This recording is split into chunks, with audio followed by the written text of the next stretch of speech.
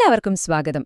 ഇന്നത്തെ ഈയൊരു ചർച്ചയിൽ നമ്മളെല്ലാവരും ഒരു നിമിഷത്തേക്ക് റിസർച്ച് ഡിറ്റക്റ്റീവുകളാകാൻ പോവുകയാണ്. റിസർച്ചിലെ വളരെ പ്രധാനപ്പെട്ട ഒരു രഹസ്യം നമുക്ക് ഒരുമിച്ച് കണ്ടെത്താം. അപ്പോ നമുക്ക് നേരെ വിഷയത്തിലേക്ക് കിടക്കാം അല്ലേ? ഇതാണ് നമ്മുടെ പ്രധാന ചോദ്യം. നമ്മളൊരു പുതിയ ട്രീറ്റ്മെന്റ് അല്ലെങ്കിൽ ഒരു പുതിയ രീതി പരീക്ഷിക്കുമ്പോൾ അതുകൊണ്ട് എന്തെങ്കിലും മാറ്റങ്ങൾ കാണുകയാണെങ്കിൽ ആ മാറ്റത്തിന് കാരണം ആ ട്രീറ്റ്മെന്റ് തന്നെയാണെന്ന് എങ്ങനെയാണ് നമ്മൾ ഉറപ്പിക്കുക? അപ്പോ ഈ കേസ് തെളിയിക്കണമെങ്കിൽ ഏതൊരു നല്ല റിസർച്ച് ഡിറ്റക്റ്റീവിന്റെ കയ്യിലും രണ്ട് പ്രധാനപ്പെട്ട ടൂൾസ്, അതായത് ഉപകരണങ്ങൾ വേണം. കാരണവും ഫലവും തിരിച്ചറിയാനുള്ള ഉപകരണങ്ങളാണിവ. ഈ ടൂൾസിനെയാണ് നമ്മൾ ഇൻഡിപെൻഡന്റ് വേരിയബിൾ എന്നും ഡിപെൻഡന്റ് വേരിയബിൾ എന്നും പറയുന്നത്. വളരെ സിമ്പിളായിട്ട് പറഞ്ഞാൽ ഒന്ന് കാരണവും മറ്റേത് ആ കാരണം കൊണ്ടുണ്ടാകുന്ന ഫലവുമാണ്. അത്രയുള്ളൂ. അപ്പോ എന്താണ് ഇൻഡിപെൻഡന്റ് വേരിയബിൾ? ഇത് നമ്മൾ, അതായത് ഗവേഷകർ, ഒരു പഠനത്തിൽ മാറ്റം വരുത്തുന്ന അല്ലെങ്കിൽ പുതുതായി കൊണ്ടുവരുന്ന ഒരു കാര്യമാണ്. ചുരുക്കി പറഞ്ഞാൽ ഒരു മാറ്റത്തിന് കാരണമാകുമെന്ന് നമ്മൾ സംശയിക്കുന്ന പ്രധാന ഘടകം, അതാണ് ഇൻഡിപെൻഡന്റ് വേരിയബിൾ. ഇനി ഡിപെൻഡന്റ് വേരിയബിൾ എന്താണെന്ന് നോക്കാം. ഇത് നമ്മൾ അളക്കുന്ന ഔട്ട്കം അല്ലെങ്കിൽ ഫലമാണ്. അതായത് നമ്മൾ നേരത്തെ പറഞ്ഞ ഇൻഡിപെൻഡന്റ് വേരിയബിൾ കാരണം ഇതിന് എന്തെങ്കിലും മാറ്റം വരുന്നുണ്ടോ എന്നാണ് നമ്മൾ സൂക്ഷിച്ചു നോക്കുന്നത്. അതിന്റെ പേര് പോലെ തന്നെ ഇത് കാരണത്തെ ആശ്രയിച്ചിരിക്കും. ശരി, ഇപ്പോൾ തിയറി നമ്മൾ പഠിച്ചു. ഇനി ഇത് പ്രായോഗികമായി എങ്ങനെയാണെന്ന് നോക്കിയാലോ? അതിനായി നമുക്ക് ചില യഥാർത്ഥ കേസ് ഫയലുകൾ, അതായത് ചില റിസർച്ച് പ്രശ്നങ്ങൾ ഒന്ന് പരിശോധിച്ചു നോക്കാം. ഓക്കേ, ഇതാ വരുന്നു നമ്മുടെ ആദ്യത്തെ കേസ്. വയറിലെ സർജറി കഴിഞ്ഞ രോഗികൾക്ക് അതിനുശേഷമുള്ള വേദന കുറയ്ക്കാൻ മൈൻഡ്ഫുൾ മെഡിറ്റേഷൻ സഹായിക്കുമോ എന്ന് പരിശോധിക്കുന്ന ഒരു പഠനമാണിത്. നിങ്ങളൊന്ന് ചിന്തിച്ചു നോക്കൂ, ഇതിലെ സൂചനകൾ കണ്ടെത്താൻ പറ്റുന്നുണ്ടോ? എന്താണ് ഇവിടെ നമ്മൾ കൊടുക്കുന്ന ഇന്റർവെൻഷൻ, അതായത് കാരണം? എന്നിട്ട് എന്തിന്റെ മാറ്റമാണ് നമ്മൾ അളക്കുന്നത്, അതായത് ഫലം?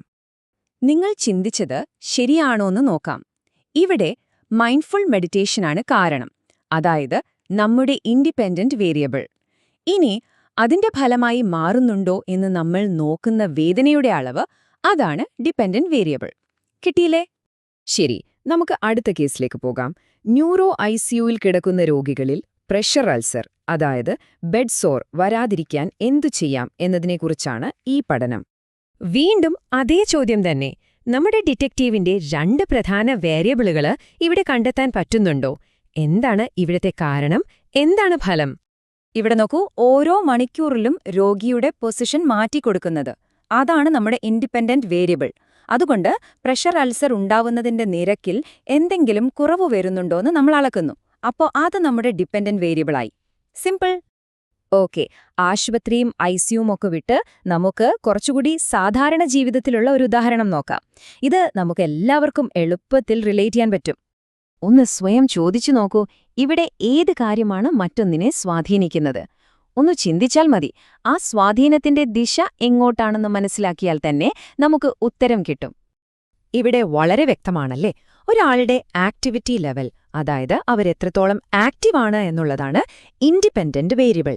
അതിന്റെ ഫലമായി മാറാൻ സാധ്യതയുള്ള ശരീരഭാരം ഡിപെൻഡന്റ് വേരിയബിളുമാണ്. അപ്പോൾ നമ്മൾ ഇത്രയും നേരം ഈ വേരിയബിളുകളെപ്പറ്റി സംസാരിച്ചു.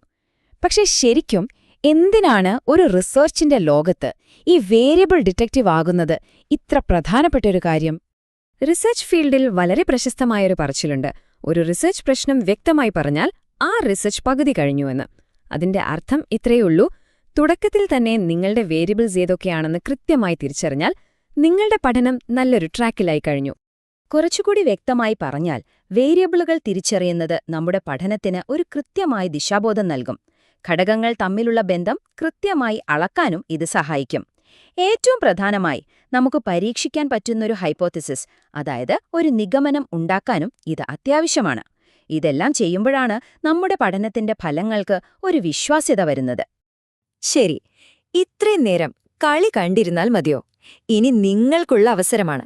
നിങ്ങളുടെ ഡിറ്റക്റ്റീവ് കഴിവുകൾ പരീക്ഷിക്കാൻ സമയമായി. ഇതാ അവസാനത്തെ കേസ്. ഇതാണ് ഫൈനൽ കേസ്. ശ്രദ്ധിച്ചു കേൾക്കണം. വാക്സിൻ എടുക്കാൻ പോകുമ്പോൾ കുത്തിവെക്കുന്നതിന് തൊട്ടുമുൻപ് ആ ഭാഗത്ത് ഒരു കോൾഡ് പാക്ക് വെച്ചാൽ കുത്തിവെക്കുമ്പോഴുള്ള വേദന കുറയുമോ? ഇതാണ് പഠനം. അപ്പൊ പറയൂ, എന്താണിവിടത്തെ ഇൻഡിപെൻഡന്റ് വേരിയബിൾ, അതായത് കാരണം? എന്താണ് ഗവേഷകൻ മാറ്റം വരുത്താൻ ശ്രമിക്കുന്നത്? കോൾഡ് പാക്ക് വെക്കുന്നത് എന്നാണ് നിങ്ങളുടെ ഉത്തരമെങ്കിൽ അഭിനന്ദനങ്ങൾ. അത് തന്നെയാണ് ശരിയായ ഉത്തരം. അതാണ് നമ്മൾ പരീക്ഷിക്കുന്ന ഘടകം. ഓക്കെ, ഒരു ചോദ്യം കൂടി. ഇനി എന്താണ് ഡിപെൻഡന്റ് വേരിയബിൾ? അതായത് നമ്മൾ അളക്കുന്ന ഫലം. അതെ, കുത്തിവെപ്പ് സമയത്തെ വേദനയുടെ അളവ്. അതാണ് ഡിപെൻഡന്റ് വേരിയബിൾ. കോൾഡ് പാക്ക് വെച്ചതുകൊണ്ട് വേദനയ്ക്ക് എന്തെങ്കിലും മാറ്റം ഉണ്ടായോ എന്ന് നമ്മൾ അളക്കുന്നത് ഇതിലൂടെയാണ്. വളരെ നന്നായിരിക്കുന്നു ഡിറ്റക്റ്റീവ്. അപ്പോ ഇന്നത്തെ നമ്മുടെ പ്രധാന കേസ് നമ്മൾ തെളിയിച്ചു. പക്ഷേ ഏതൊരു നല്ല ഡിറ്റക്റ്റീവ് കഥയിലെയും പോലെ ഒരു രഹസ്യം തെളിയിക്കുമ്പോൾ പുതിയ ചോദ്യങ്ങൾ ഉയർന്നുവരും, അല്ലേ? ഇപ്പോൾ തന്നെ ഒന്ന് ആലോചിച്ചു നോക്കൂ. രോഗിയുടെ പേടി, അല്ലെങ്കിൽ കുത്തിവെക്കുന്ന നഴ്സിന്റെ പരിചയസമ്പത്ത്, ഇതൊക്കെ വേദനയെ സ്വാധീനിക്കില്ലേ? ഇത്തരം മറ്റ് ഘടകങ്ങളെ നമ്മൾ എക്സ്ട്രേനിയസ് വേരിയബിൾസ് എന്ന് പറയും. പക്ഷേ അത് മറ്റൊരു ദിവസത്തേക്കുള്ള രഹസ്യമാണ്. അതിനെക്കുറിച്ച് നമുക്ക് പിന്നീട് സംസാരിക്കാം.